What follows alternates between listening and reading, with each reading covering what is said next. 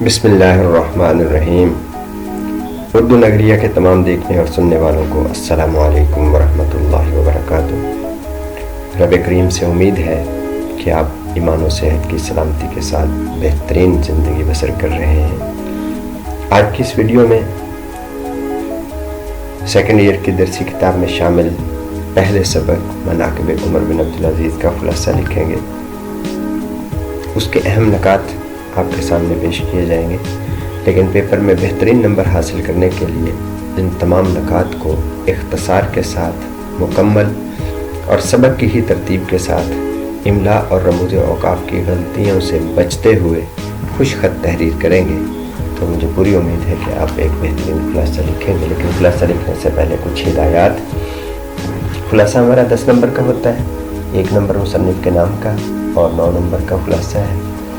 اور خلاصے کی ترتیب سبق کی ترتیب کے مطابق رکھنی ہے، پہلے کی بات بعد میں اور بعد کی بات پہلے نہیں ہونی چاہیے۔ اس کے لیے یہ بھی ضروری ہے کہ سبق کا اچھی طرح مطالعہ کریں۔ نمبر 2، سبق کا خلاصہ لکھتے وقت غیر اہم باتیں خلاصے میں نہیں آنی چاہیے اور اہم باتیں وہ چھوڑنی نہیں چاہیے۔ سبق کا خلاصہ 1 تہائی ہونا چاہیے اور خلاصہ مسلسل لکھنا چاہیے، اور اس میں سرخیاں اور اہم نکات تحریر نہیں کرنے، پیراگراف بنا کے لکھیں۔ خلاصہ اپنے لفظوں میں لکھنا چاہیے، مصنف کے الفاظ، انداز اور اسی کے مکالموں کو بالکل اسی طرح نہ لکھیں کہ اب آپ سبق کا خلاصہ خود بیان کر رہے ہیں، لہذا اپنے لفظوں میں لکھنا بہت ضروری ہے۔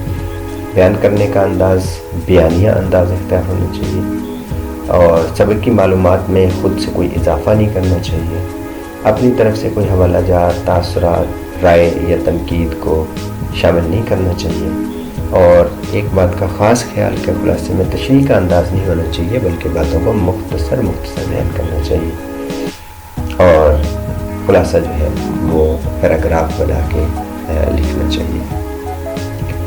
تو پہلا سبق ہمارا ہے مناقب عمر بن عبدالعزیز رحمۃ اللہ علیہ۔ تو آپ پیپر میں سب سے پہلے کٹ والے مارکر سے سبق کا عنوان لکھیں گے، اور اس کے بعد ساتھ ہی جلی حروف میں مصنف کا نام اور مولانا شبلی نعمانی رحمۃ اللہ علیہ، کیونکہ مصنف کے نام کا 1 نمبر ہے اور یہ واضح خلاصے کے شروع میں ہی لکھ دینا چاہیے۔ اس کے بعد خلاصہ شروع کرنے کے لیے کوئی تمہید نہیں باندھنی، صرف آپ نے یہ لکھنا ہے مصنف کہتے ہیں۔ مصنف کہتے ہیں کہ علامہ ابن جوزی کی تصنیف سیرت العمرین سے استفادہ کرتے ہوئے انہوں نے حضرت عمر بن عبدالعزیز کی سیرت کے چند نمایاں اوصاف بیان کیے ہیں۔ ان کے اعلیٰ اخلاق، عدل و انصاف اور غیر مسلموں سے ان کا حسن سلوک واقعات کے ذریعے بیان کیا ہے۔ آپ اسلام کا ہو عکس تھے، اس لیے آپ رضی اللہ تعالیٰ عنہ کو عمر ثانی کا لقب دیا گیا۔ آپ رضی اللہ تعالیٰ عنہ غیر مسلموں کے ساتھ انصاف اور عدل کا خاص خیال رکھتے تھے۔ ایک روز ہمس کے ایک عیسائی نے خلیفہ ولید بن عبد الملک کے بیٹے عباس کے خلاف شکایت کی کہ اس نے میری زمین پر بیجا قبضہ کر رکھا ہے۔ عمر بن عبدالعزیز نے عباس کے پاس ملکیت کا تحریری ثبوت ہونے کے باوجود قرآن کے فیصلے کے مطابق یہ جاگیر عیسائی کو واپس کی۔ آپ کا ایک اور اہم کارنامہ یہ ہے کہ آپ نے عام عوام کی زمینیں واپس کی۔ بنو امیہ کے جتنے حکمران بھی آپ سے پہلے گزرے، انہوں نے ملک میں زمینوں کا ایک بڑا حصہ عوام سے لے کر اپنے خاندان کے لوگوں کو جاگیر کی صورت میں بخش دیا تھا۔ آپ نے تخت پر بیٹھتے ہی علماء سے مشاورت کے بعد جاگیریں لوٹانے کا حکم دیا۔ اس سلسلے میں اہل خاندان نے حضرت ام عمر کو سفارش کے لیے بھی بھیجا، لیکن آپ نے ان کی سفارش قبول نہیں کی، حتیٰ کہ کچھ جاگیریں جو آپ کے اپنے قبضے میں تھیں وہ بھی واپس کرنے کا حکم دیا۔ اس معاملے میں علماء اور اپنے ایک غلام مزاحم سے اس کے خلاف مشورہ کیا، لیکن آپ کے بیٹے عبد الملک نے آپ کی تجویز دی کہ وہ یہ کام کر گزریں کہ زندگی کا بھروسہ نہیں ہے تو یہ زمینیں واپس کر دینی چاہیے۔ چنانچہ آپ نے مسجد کے ممبر پر کھڑے ہو کر اپنے خاندان کی زمینیں لوگوں کو واپس کر دی، اور ان کی ملکیت کی جو تحریری ثبوت تھے کینچی سے کتر کر ضائع کر دی۔ ابن سلیمان جو خاندان بھر میں ان کو اپنے بیٹے کی طرح عزیز تھے، ان کی جاگیریں بھی انہوں نے ضبط کر لی۔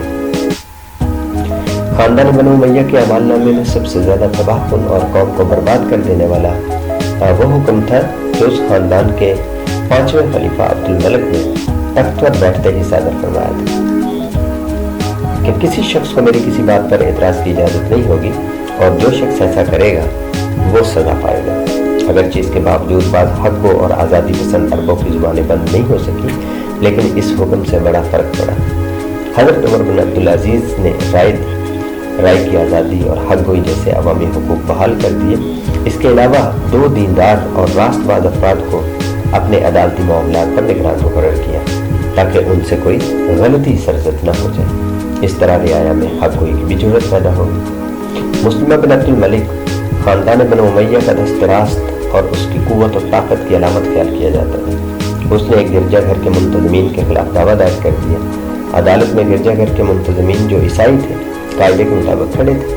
مسلمہ کو کے خاندانی زوم میں عدالت میں بیٹھے بیٹھے جواب دینا چاہا، مگر عمر بن عبدالعزیز نے اسے کھڑا ہو کر جواب دینے کو کہا۔ کیونکہ وہ فریق ثانی عدالت میں کھڑا تھا تو عمر بن عبدالعزیز نے اس کو بھی کھڑا ہو کر بات کرنے کا حکم دیا۔ انہوں نے اس مقدمے کا فیصلہ بھی گرجا کے متولیوں کے حق میں کیا۔ عمر بن عبدالعزیز میں کسی قسم کا تعصب نہیں پایا جاتا تھا۔ وہ عیسائیوں اور یہودیوں کے ہاں مہمان بنتے اور ان کے ساتھ کھانا کھاتے، مگر کھانے کے رسم ضرور ادا کر دیا کرتے تھے۔ انہوں نے اپنی قبر کے لیے ایک عیسائی سے 30 دینار دے کر زمین بھی خریدی۔